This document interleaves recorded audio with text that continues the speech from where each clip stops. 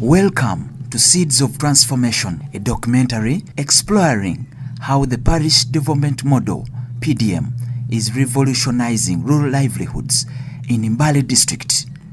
Through strategic financial inclusion and value chain development, PDM has empowered smallholder farmers to transform subsistence farming into thriving enterprises. This documentary chronicles the inspiring journey of farmers who have embraced coffee, onion, cabbage and tomato value chains, showcasing their remarkable transition from poverty to prosperity. Follow along as we meet the individuals behind these success stories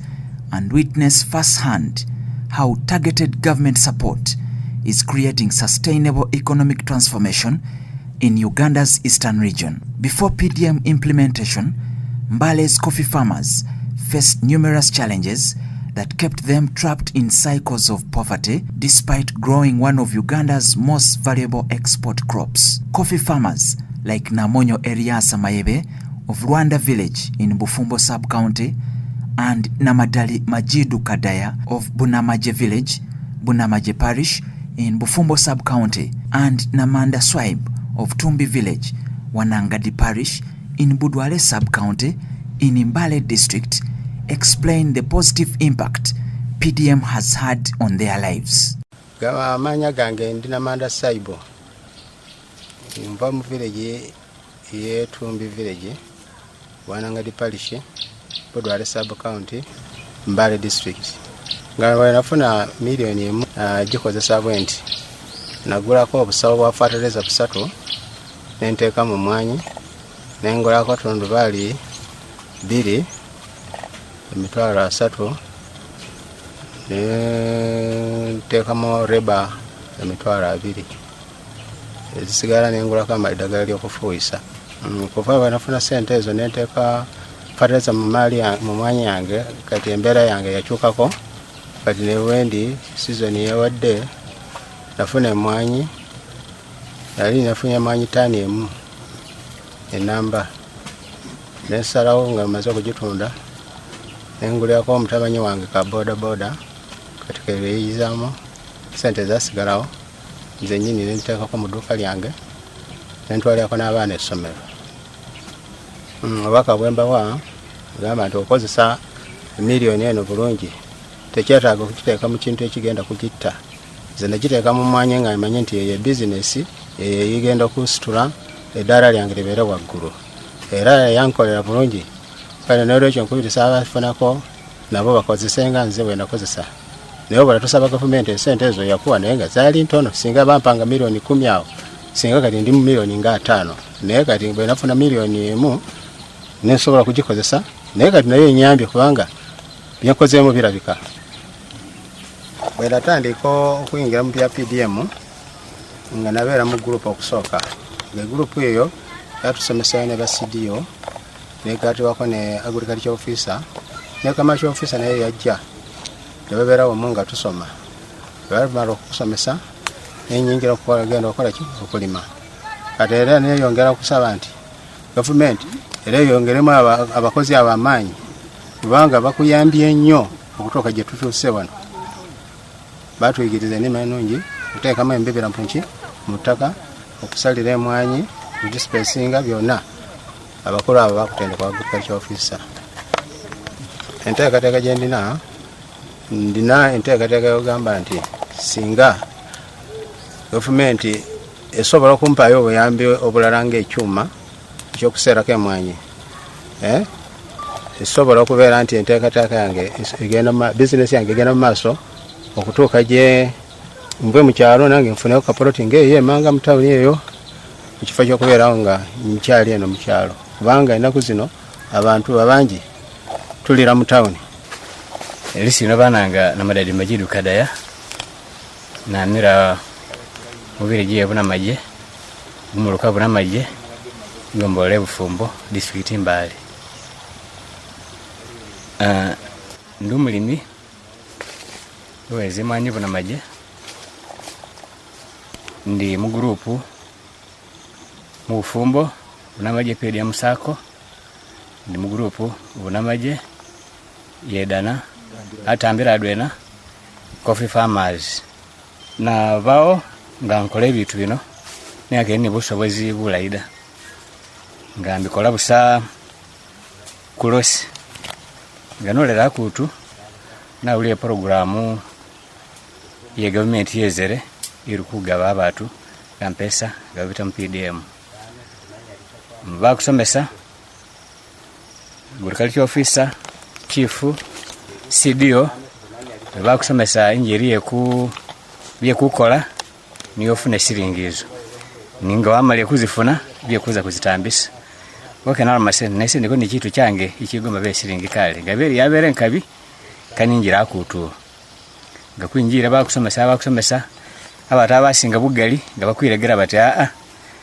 siringi pasi zina amada government kana basiringi daningefe kwalemerako ikole sembuga siringi zaboneka mwaka 2022 mwezi banga gwe ka 5 nafuna siringi 11 milioni nafuna siringi hizo nagulako ibumba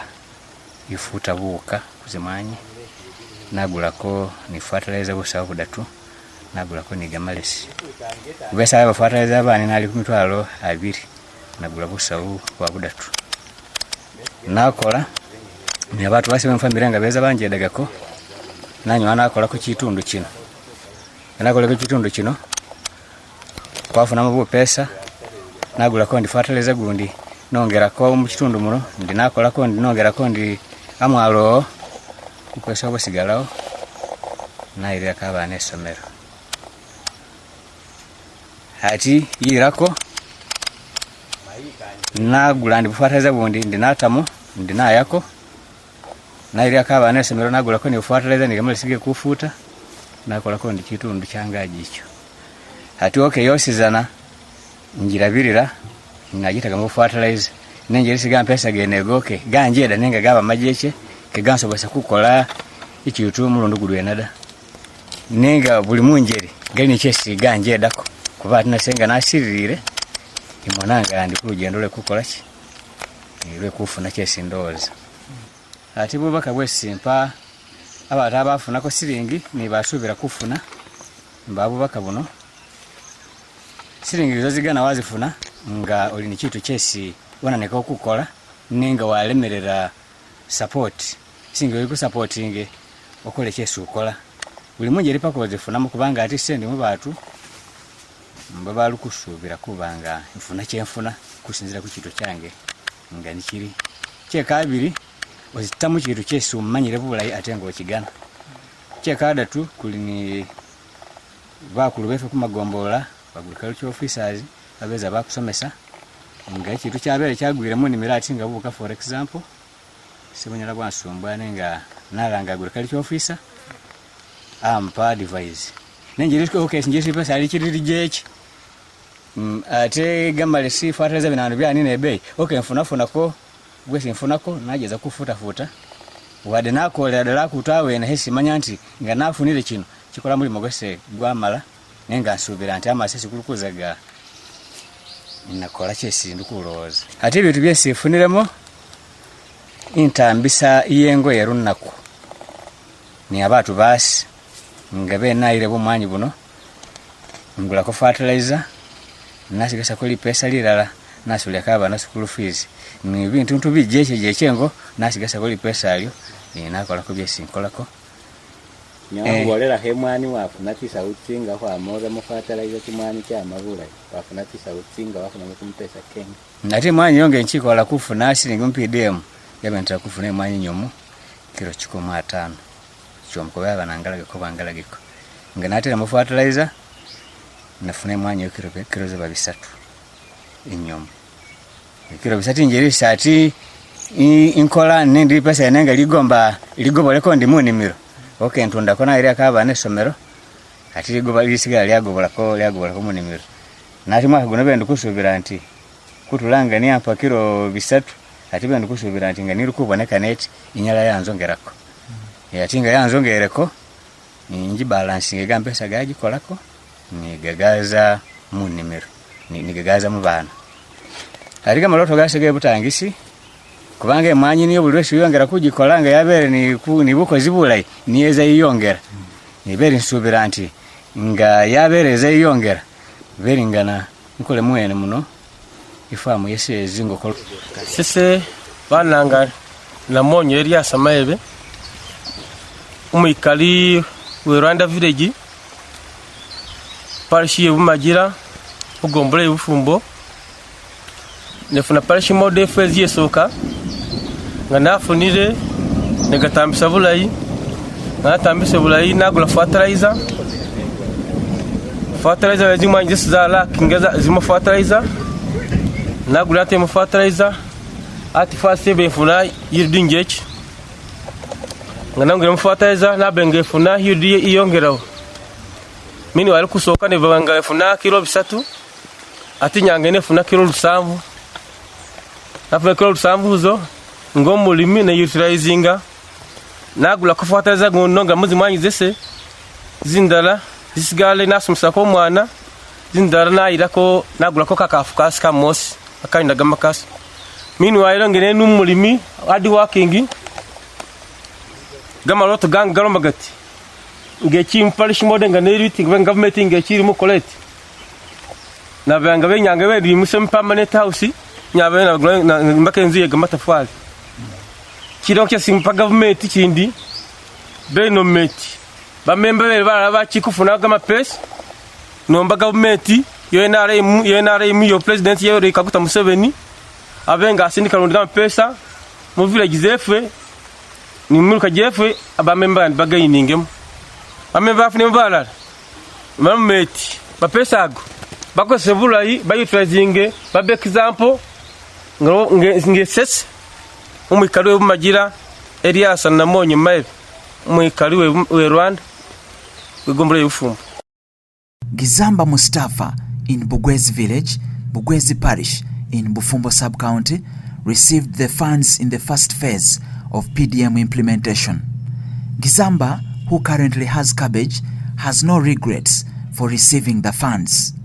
He says the PDM funds enabled him to buy fertilizer for use in his tomato and cabbage gardens. Sibananga Gizamba Mustafa gombolo y'Ubufumbo gumuluka Bugwezi ivire gina na Bugwezi igrupu yenimo na magombe mwesinefune PDM sena bamu batu basoka nafunaga mapesa gano aba muno nalaga sabumeze bose bwezinyanya era nga bampa gama pesa nazo ogula ko gama lesi nagula ko fertilizer na nongeramo eriana ali zinyanya nafuna milioni 3 ngaba kendiko ni chesi nkoti sada ukwamira awe neo nagula ko kakafukase nasula ko abana school fees basigale ndi nagula ko bumezo bundi ndi nagobo samoni yemwe ndi mwesi ndi sawe kale gama pesa ga PDM mugaida na abikubanga abakendiko ade ni pesa ade chikumishe sindi kugula gama lesida paka niyongerera awe neo ati business yese zabulai era ati planning efune ko cyuma kikwesa gameze nga cya misiremo kindetera basi mbenga ndibula ina mwenga wabana bazesomero semene nayongere enkola kale na sima na bigomenti no kimuno gose kukolera era nayo kifofo ya kusomesa foko bamubasoka nenga era nga nambali pesa linone rekozanga sana nere kitambula nalyo paka isawe kale nombeti Museveni yongere ni kuwereza buyedi sina funa mubira ibira ibibyena banga ati bona kapiko nazo ultramo ningobo samo nyanyi ndimbandiko ni dipese semusa kale cyo niye sinsimire government ye gumulembe gono abatu naka baka kukozesa gama pesa ganonga sinesoka nagafuna kuyongere ni kulima kusoma li pesa kusomese babana na fomene kuyede paka ise kuna agamisira mu government ngabira ebirimo binyina bikubanga umene onyawa bali machikitu ne wadambo ade fada izo ade kiro yen cyakufira kumugonda nati nga bakwere ko li pesa ino wagula ko fada izo wagula ko gamalisa ubo bapachi sulemerada kubesaba muno abanalemerere dala chosi yenanga ndiko nibire sida nenga ndefuna milioni yange ya nagula ko malisi nyanyi zetu bamuno era babitaga kunonga murama na noli mazinyanyi zino era ne nalimanga kembako ne wasi wasida. Ahmed Mbale, a resident of Buzalangizo Upper Village and a tomato farmer, appreciates the PDM support, which helped to boost his yields. He advises PDM beneficiaries to put the money to proper use. Gama sina bananga Ahmad na Mbale. Ndimu Buzalangizo wapa village.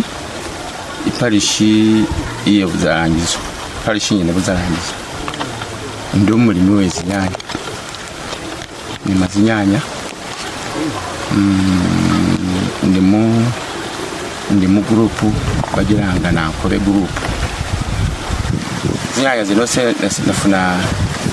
bampa mitwalo bampa foko bakufezi soka bampa mitwalo je bakinana ati ku mitwalo kinana bandi yanga yeba kutofeni manenga kentu sada enga bampere nazikolera bagiti nagulako mumizo nagulako fertilizer nagulako nizisa kale nga naguliko sala nalima season yesoka yafunamu yesokerera yafuna yoba ulikuba nafuna soka nafuna nganafunye siringi ero tisoka ye kabiri nagulako enkafu ye kabiri na planning ko nagula ku mabati gas nga planning etinimba kena planning etinimba kenzo abone hati nirayo na planning ko nira mulundi ndi nalima esiru zinyanya ze na kola kinana na planning ko ti ukimba kenzo ninga nimba ko ye matafari na tandika ko kubisa kumana matafari gasi nigoga nge planning eti na senimba kikena inzo hati ndiko ni abana besi kwerera ko hano kwisitirani mu primary busa abizukuru basi abone ninga ni basenti inchi planning anga niyongere kubane burake kafu irimo era siringizo zagira nkola cyesibiri kakola kina kibasa dawe abone bula era nkisubira se ikiri nazo kure kuba natandika ko savinga ko nakolera ko natandika na project ye gampa samajeche negulira ko ningoko yese natandika ko nchuse ko kulimanga nalubire kulima imbeko mungoko. Gagai Kamiat, an onion farmer in Budwale sub-county, appreciates the numerous trainings they went through before accessing the funds. Kamiat, who received PDM funds in the first phase, was able to get good onion yields.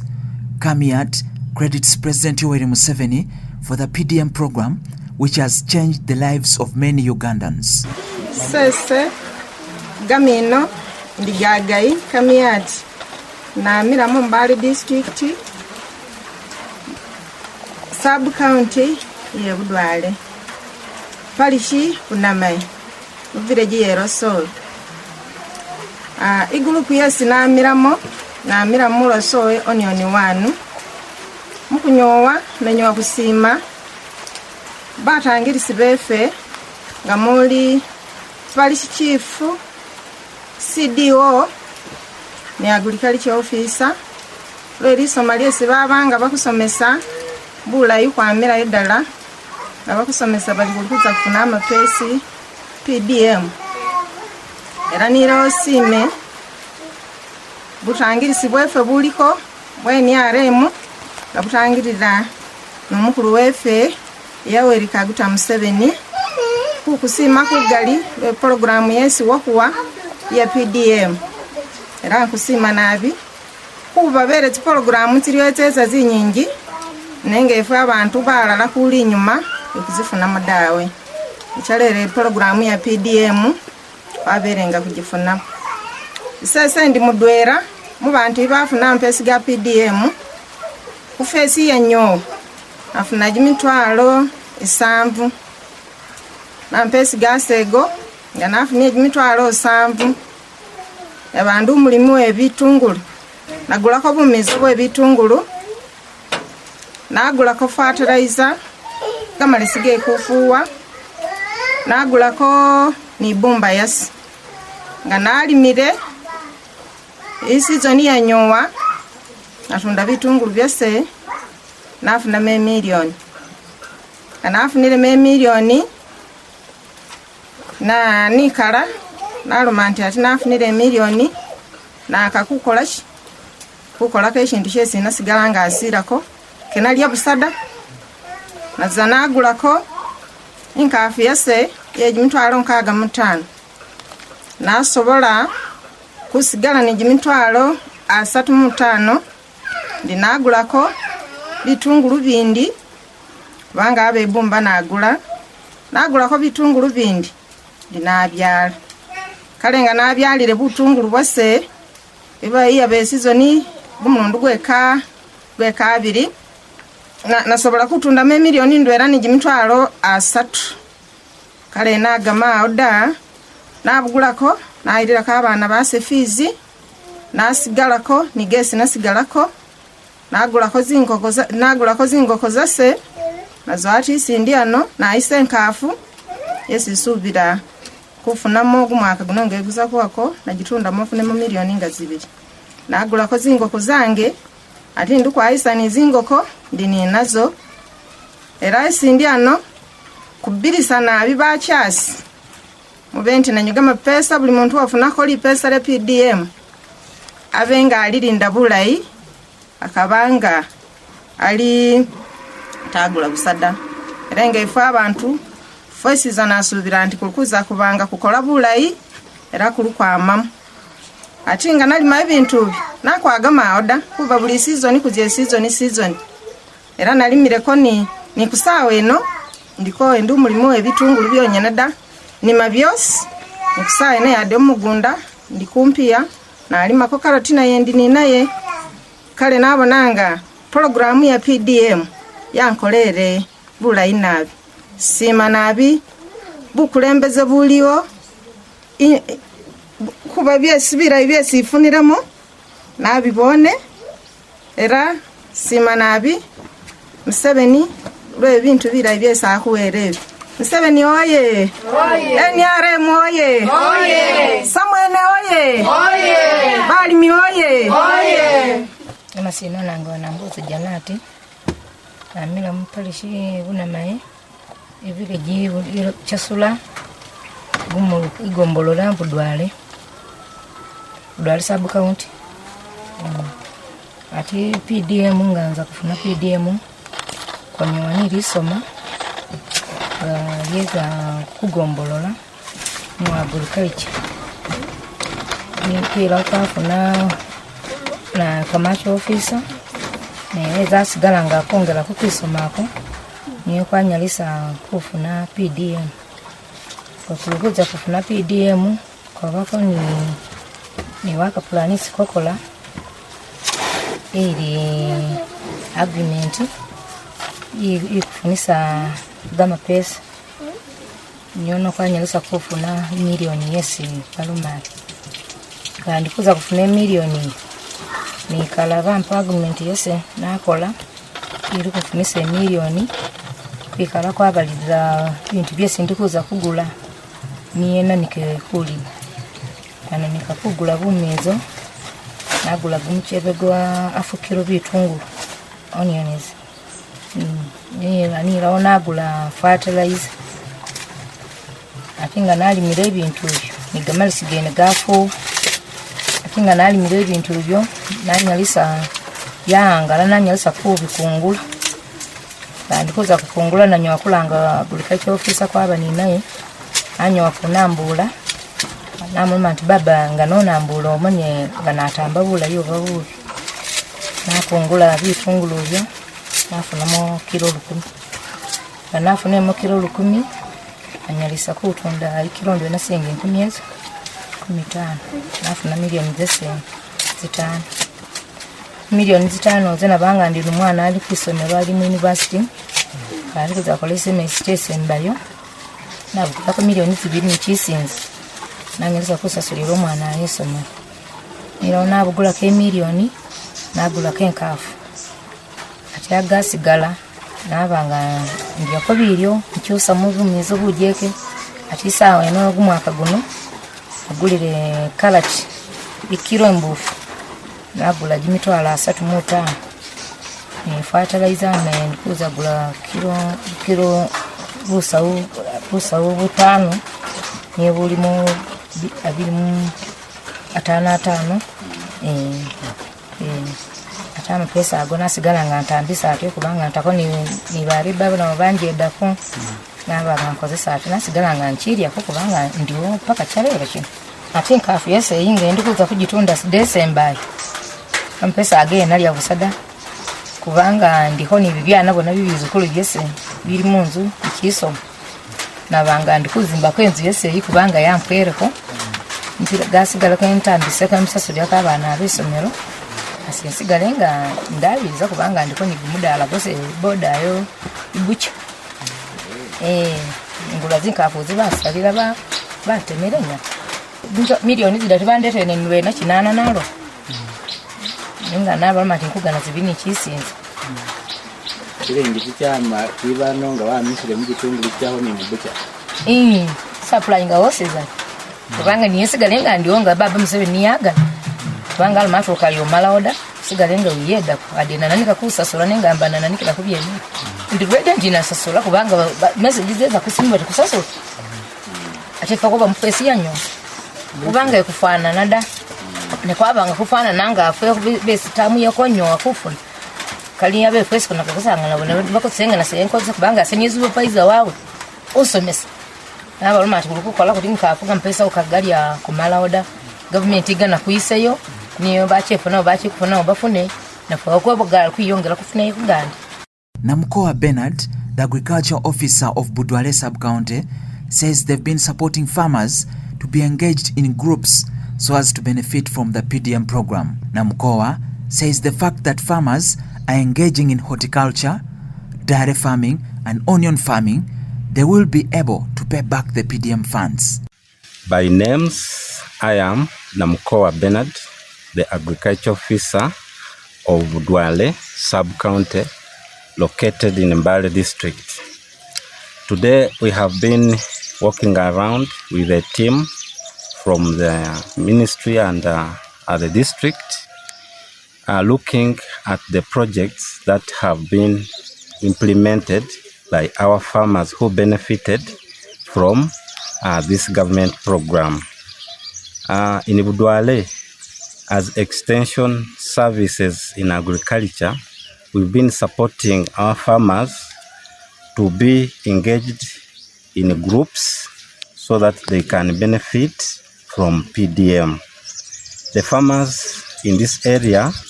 majorly engage themselves in horticulture,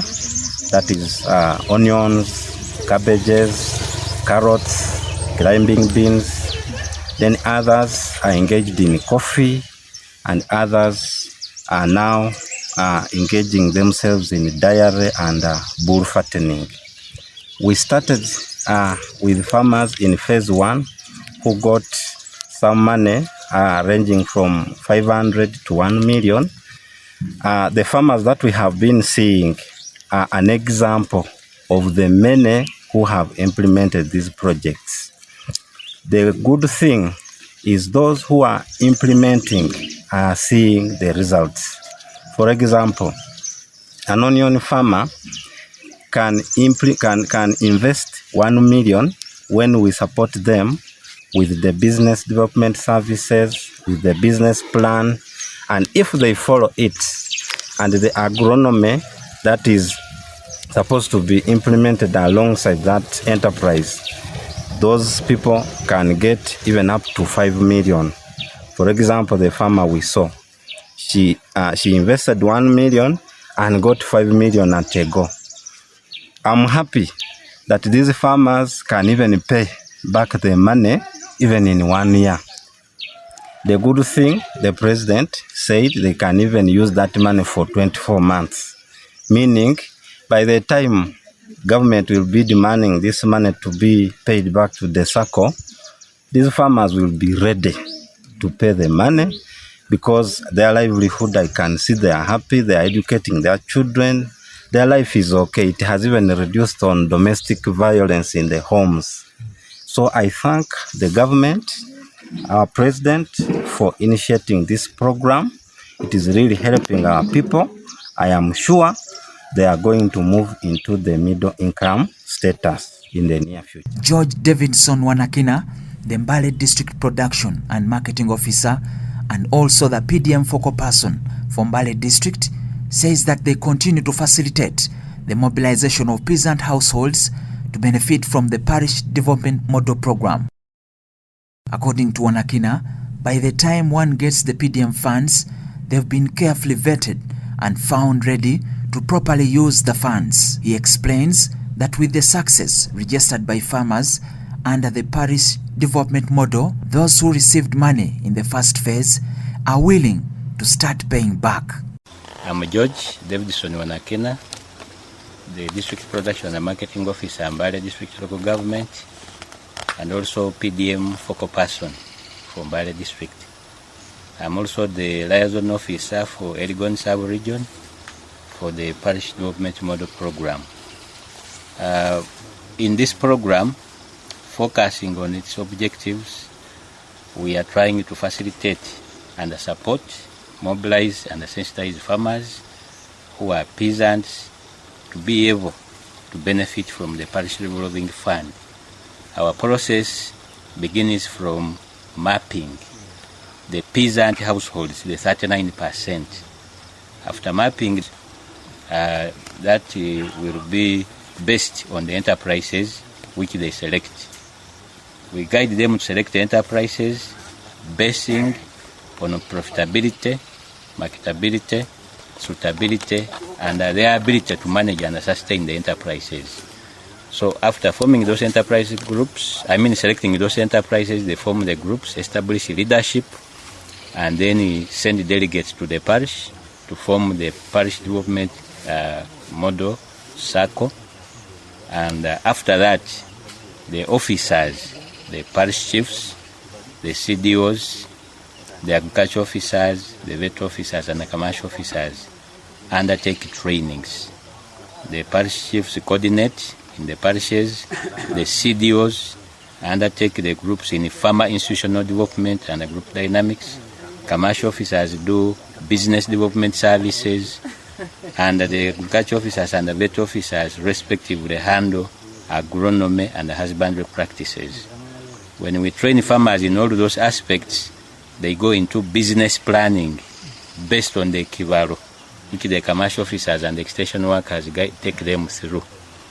After the kivalo and the business plan has been properly developed, we now believe at that point that the farmer is prepared and ready to access money and be able to put this money to use. We now encourage them to apply. They put in applications, which applications are addressed to the circle leadership at parish level. When the circle leadership receives the applications, they go through the appraisal process. They hand them over to a subcommittee of the circle, which is called a loans committee or appraisal committee. This committee undertakes desk appraisal, but they are technically supported by the technical officers as ex-officials. When desk appraisal is done, they continue with the field appraisal, where they move to the homes of applicants through the LOC system, and the technical officers still move alongside this appraisal committee. After the field appraisal, they bring back the report with the recommendations from the field back to the circle. Then the circle, basing on the recommendations of the appraisal committee, sit and approve those who have been found prepared and ready to access money to begin investing in the selected enterprises. But for purposes of transparency, after these appraisal processes and approvals, we subject these recommendations again to a community meeting, which community meeting is presided over by the LOC2 chairperson, where the list of those who have gone through the process is made public under the leadership of the LOC2 chairperson. The parish chief reads the names for people to verify and confirm that these are true residents of the village. They belong to this enterprise group, They are residents of this parish and have been duly prepared and are vetted to benefit from this program. So that's the process of how we facilitate and support the peasants to access the parish revolving fund. As Mbale district, we have invested most of our money. Our communities have invested most of the money in piggery, horticulture, and coffee. But arising from the proceeds from these investments, there are farmers who are going into other investments, poultry and dairy. Others are even going into general merchandise business. And of course, from the stories we have listened to from the different beneficiaries, a number of beneficiaries have testified they have been able to obtain profits from this money, and they are paying school fees for their children, both right from primary through secondary to university. And they are also giving us testimonies of saving, and the phase 1 beneficiaries are now prepared and are ready to begin the repayment. We are guiding them through the process, and we think there is a clear manifestation that the communities are surely but slowly and gradually emerging out of the poverty, using the approach. As regards the status of the amount of money received, disbursed as Mbale District Local Government, from inception to date, we have been able to receive money totaling to 23 billion shillings, and out of the 23 billion shillings, we have disbursed 22.7 billion shillings, putting our total disbursement percentage at 98.6. The total number of households we have served to date are 24,000. As we give out the money, we are now moving towards the stabilization and the sustainability phase, and we are emphasizing proper utilization of the money. As a strategy to ensure proper utilization of the money, we are establishing what we call practical training centers in every parish based on the key priority enterprises. Alongside with the practical training centers, we are also selecting community-based facilitators. The local people who are model farmers are being selected as community-based facilitators to work around these practical training centers to ensure continuous farmer-to-farmer extension service delivery, so that farmers follow the recommended agronomic and husbandry practices to be able to put the money they have received from the program to proper use. We feel this is going to be a better way of sustaining the activities of the program, but also ensuring that the enterprises are developed and sustained. As a district, as I talk, we have now established 90 practical training centers, one per parish, and at every practical training center we have selected and deployed 2 community-based facilitators to continuously train and remind farmers on best practices in terms of agronomy and husbandry practices.